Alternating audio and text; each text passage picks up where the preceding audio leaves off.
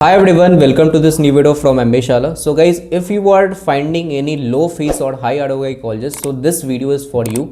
क्योंकि गाइज मैं इस वीडियो में बताने वाला हूँ डीएससी दिल्ली के बारे में। DSC Delhi guys last date काफ़ी ज़्यादा अभी नज़दीक है, मतलब 4 डेज़ ही अभी लेफ्ट है, क्योंकि इसकी डेट ऑलरेडी एक्सटेंड हो गई थी। तो 31 जनवरी इसकी लास्ट डेट है। और ये कॉलेज आपको दिल्ली यूनिवर्सिटी के अंदर आता है। खासकर अगर आप लोग डीएफएस और डीबी के बारे में जानते होंगे तो डीएससी भी गाइज उसी के लेवल का कॉलेज है। मतलब काफ़ी ज़्यादा ये कॉलेज आपको पॉपुलर है। खासकर मैं बात करूँ तो लो फीस और हाई आरओआई कॉलेज की कैटेगरी में ये फॉल करता है। मैंने ऑलरेडी डीएससी दिल्ली का गाइज एक डिटेल वीडियो कवर कर दिया था कुछ दिन पहले। आई थिंक आप लोगों ने देख लिया होगा। अगर जिन लोगों ने नहीं देखा तो प्लीज़ आप लोग देख सकते हो। डिस्क्रिप्शन में मैं उसकी लिंक दे दूंगा और बाकी आप लोगों के चैनल पर भी जाकर आप देख सकते हो। तो अगर हम लोग बात करें डीएससी दिल्ली के बारे में, तो डीएससी दिल्ली की जैसा मैंने बताया कि इसका फॉर्म का जो प्राइस है, अगर आप जनरल या फिर सीडब्ल्यूडी कैटेगरी या फिर ओबीसी से अगर आप आते हो तो 2,000 रुपये यहाँ पे इसका फीस है, फॉर्म फीस अगर मैं बता रहा हूँ। बाकी SC ST एंड PWD और EWS कैटेगरी के लिए यहाँ पे आपको 1,000 रुपीज़ यहाँ फीस पड़ता है। बाकी अगर हम लोग बात करें एलिजिबिलिटी क्राइटेरिया में, तो एलिजिबिलिटी क्राइटेरिया सिंपल होता है, 50% आपका होना चाहिए ग्रेजुएशन, तो यहाँ पे अप्लाई कर सकते हो। और बाकी यहाँ पे कैट का स्कोर लगता है, यहाँ पे सिर्फ कैट ही एक्सेप्ट होता है, बाकी फाइनल ईयर वाले पे आप अप्लाई कर सकते हो। देखो एडमिशन प्रोसेस यहाँ पे मैं बता देता हूँ आप लोगों को। तो यहाँ पे पहले क्या होता था ना, पहले यहाँ पे जीडीपी प्रोसेस अब नहीं होता था, आपको काउंसलिंग से यहाँ पे एडमिशन होता था। ठीक है, डायरेक्टली आप फॉर्म भरते थे कैट का, उसके बाद आपका काउंसलिंग होता था। आपके मेरिट मतलब जो भी आपका स्कोर आता था, परसेंटाइल आता था कैट पे, तो उस पर एक मेरिट बनता था, तो उसके अकॉर्डिंग वहाँ पे होता था, जैसे कैप राउंड होता था, MBA CTA सब जैसा।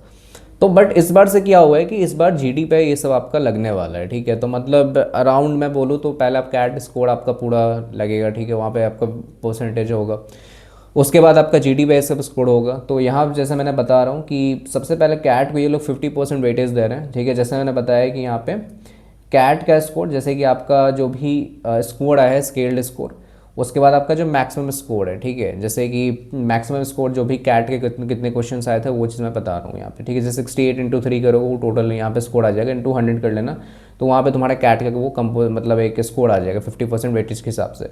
उसका 10th का यहाँ पे 10% आया है यहाँ पे। उसका 12th की बात करें 10% है, और ग्रुप डिस्कशन में 10%, और बाकी पर्सनल इंटरव्यू और एक्सटेम्परी को यहाँ पे 20%। एक दो एक्सटेम्परी बेसिकली जिन लोगों को नहीं पता है तो वो एक टॉपिक होता है छोटा सा, वो लोग एट दैट मोमेंट वो लोग PI से पहले कराते हैं, तो एक 10-20% इसको वेटेज दे रहे हैं। बाकी यहाँ पे जो बताया गया है कि 5 marks in the composite score shall be provided only for women candidates है।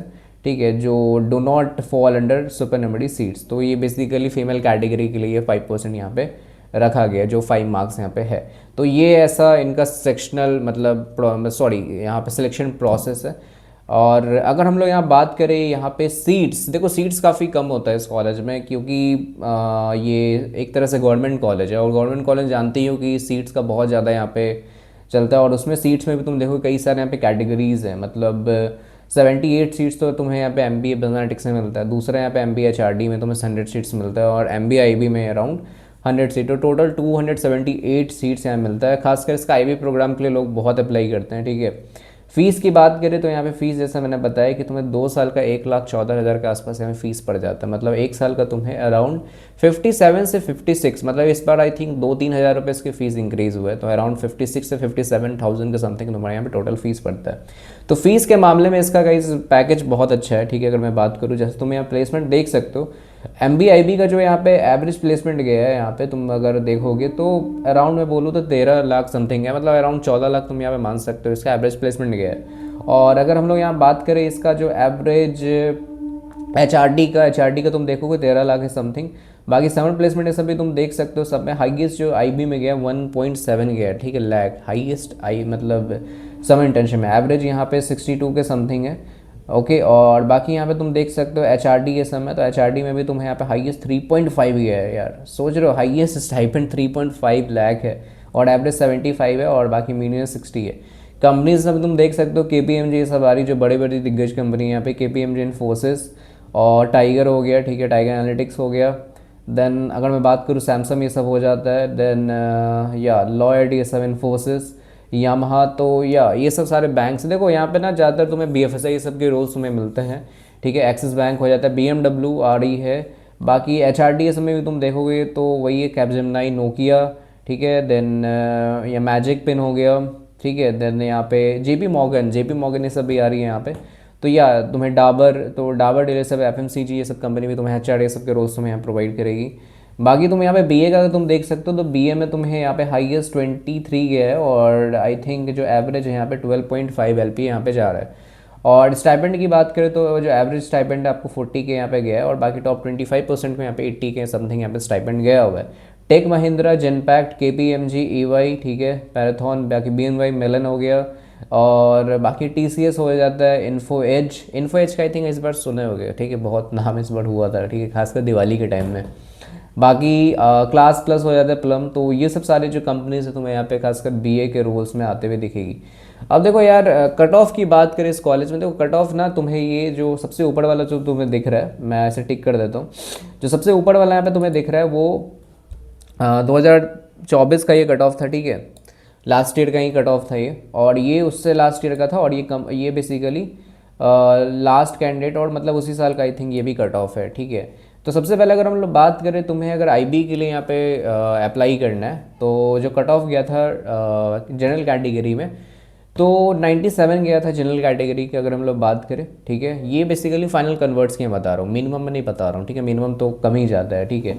ओबीसी की बात करें तो 82.31 पे कन्वर्ट हुआ था, एससी की 75.85 है, एसटी की यहाँ पे 87.21 है, ईडब्ल्यूएस का 92 है, तो उतना ज़्यादा फर्क नहीं है जनरल और ईडब्ल्यूएस में। बाकी पीडब्ल्यूडी 32 पॉइंट है। तो ये आईबी का एचआरडी में तुम देखोगे 93 है, और बीए का भी 93 समथिंग है। तो जनरल में थोड़ा दोनों का 3-4 परसेंटाइल कम यहाँ पे मिलता है। बाकी ओबीसी का तुम यहाँ पे देख सकते हो 89 रहा था एचआरडी में, और बीए में 86 था। बाकी यहाँ पे अदर कैटेगरीज में तो काफ़ी कम ही चला गया है। तो ईडब्ल्यूएस में तुम्हें उतना ज़्यादा सिमिलर मतलब नहीं कम दिखेगा, खासकर अगर जनरल कैटेगरी से अगर हम लोग बात करें तो। बाकी तुम उससे लास्ट ईयर का तुम देखोगे 2023 वाला था, तो 23 में तुम देखोगे जो जनरल कैटेगरी से अगर तुम देखोगे तो 97 था, तो सेम ही तुम्हें ऐसा तुम्हें ज़्यादा कुछ फ़र्क देखने को नहीं मिलेगा। बाकी 94 इसमें रहा था एचआरडी में, बीए में थोड़ा कम था, और इस बार थोड़ा ज़्यादा ये सब हो गया था। बाकी ये तुम देख सकते हो जो उसी ईयर का तुम यहाँ पे लास्ट कैंडिडेट और जो फर्स्ट कैंडिडेट जो यहाँ पे कन्वर्ट हुए सबसे हाई परसेंटाइल पे, वो यहाँ पे तुम्हें यहाँ पे एक्सप्लेन किया गया। अब देखो मेरा पॉइंट ऑफ व्यू यही रहेगा, अगर तुम्हारा मान लेते कि सपोज करो 85 या फिर 90 के ऊपर है, या फिर मतलब 92 के समथिंग है, तो ही यहाँ पे तुम अप्लाई करना। क्योंकि गाइस अगर तुम कम पे अप्लाई करोगे खासकर एज ए जनरल कैटेगरी, तो कन्वर्ट के चांसेस काफ़ी यहाँ पे कम हो जाएंगे, ठीक है, ये मैं फ्रैंकली बता रहा हूँ। अगर तुम कैटेगरी में फॉल करते हो, मान लेते हो ओबीसी से कर रहे हो, एससी से कर रहे हो, एसटी से कर रहे हो, ठीक है, या फिर इनफैक्ट अगर बात करूँ मैं ईडब्ल्यूएस से कर रहा हूँ, अगर तुम्हारा बीए इस समय जाने का इंटरेस्ट है एचआरडी में, तो ही अप्लाई करना। क्योंकि इस बार देखो काउंसलिंग है नहीं, कट ऑफ ये सब कम भी हो सकता है, ज़्यादा तो नहीं मैं बोलूँगा, और आई थिंक बढ़ तो नहीं जाएगा, ठीक है, मैं ज़्यादा हो सकता है तो कम भी हो सकता है, क्योंकि कंपोजिट स्कोर जब बनेगा तो आई थिंक इस हिसाब से ऐसा रहता है। बाकी देखते हैं यहाँ पे क्या हो सकता है। बाकी तुम्हें अप्लाई करना जरूर से अप्लाई कर सकते हो, बेस्ट कॉलेज है खासकर दिल्ली यूनिवर्सिटी की बात करें तो, ठीक है। तो आई होप कि गाइज आपको सारा कुछ समझ में आया होगा। और ये भी यहाँ पे एक चीज़ मैं बता दूँ, तो ये भी कंपोजिट स्कोर बनाया गया है कि जनरल की बात करें तो 37.59 गया था, और ईडब्ल्यूएस में 34 है, और एसटी की मैं ईडब्ल्यूएस की बात करूँ, एनसी ओबीसी के 31.95 गया था, और बाकी तुम एससी के 26, एसटी का 4, और पीडब्ल्यूडी का यहाँ पे 13 था। तो ये बेसिकली यहाँ पे कंपोजिट स्कोर बताया गया है यहाँ पे, ठीक है। तो आई होप कि गाइज आपको सारा कुछ यहाँ पे समझ में आया होगा। तो अगर आपको अप्लाई करना डेफिनेटली अप्लाई कर सकते हो। बाकी तुम्हें कोई और कॉलेज देखना है तुम वो भी कर सकते हो। बाकी इस चैनल पर गाइज मैं डिटेल और भी कॉलेजेस यहाँ पे कवर करूँगा, जिसकी लास्ट डेट काफ़ी अभी हम लोग की नज़दीक है, ठीक है। तो प्लीज़ गाइज वीडियो को ज़रूर से लाइक कर देना, और यही गाइज मेरा फाइनल रिकमेंडेशन यही रहेगा, डेफिनेटली अप्लाई करो अगर तुम मीट कर रहे हो कट ऑफ। तो काफ़ी अच्छा कॉलेज है यहाँ पे, क्योंकि फ़ीस उतना लगता नहीं है, और जिनको अगर सपोज करो इन फ्यूचर अगर बिजनेस सब करना है तो बेस्ट कॉलेज आता है, ज़्यादा फीस ये सब एमबीए ये सब में लगाना नहीं है। तो ठीक है, तो चलो गाइज़ वीडियो को लाइक कर देना, और चैनल को जरूर सब्सक्राइब कर देना। तो और गाइज़ इंस्टाग्राम को जरूर से फॉलो करना, वहाँ पे मैं गाइज़ आपको रेगुलर अपडेट्स अभी दे रहा हूँ, ठीक है। तो चलो गाइज़, बाय बाय।